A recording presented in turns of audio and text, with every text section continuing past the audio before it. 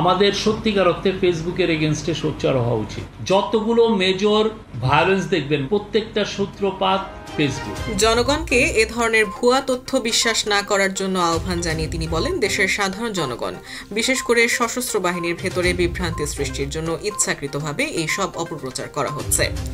আন্তর্জাতিক অপরাধ ট্রাইব্যুনাল শতাধিক সেনা কর্মকর্তার বিরুদ্ধে নতুন করে গ্রেপ্তারি পরোয়ানা জারি করতে যাচ্ছে।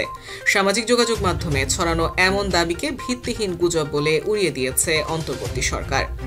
সামাজিক যোগাযোগ মাধ্যমে দেয়া ওই সব পোস্ট সম্পর্কে এক প্রশ্নের জবাবে প্রধান উপদেষ্টার প্রেস সচিব শফিকুল আলম এসব দাবিকে সম্পূর্ণ ভিত্তিহীন ও গুজব বলে দাবি করেন। প্রেস সচিব বলেন, এই ধরনের দাবি সম্পূর্ণ ভিত্তিহীন গুজব।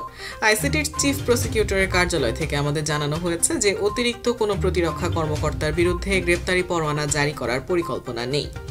জনগণকে এ ধরনের ভুয়া তথ্য বিশ্বাস না করার আহ্বান জানিয়ে তিনি বলেন, দেশের সাধারণ জনগণ বিশেষ করে সশস্ত্র বাহিনীর ভেতরে বিভ্রান্তি সৃষ্টির জন্য ইচ্ছাকৃতভাবে এই সব অপপ্রচার করা হচ্ছে।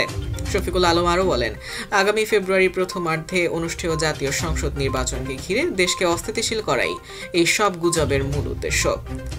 ডিজিএফআই বাতিল করার কোনো পরিকল্পনা সরকার নেয়নি বলে ওই সময় স্পষ্ট করেন তিনি।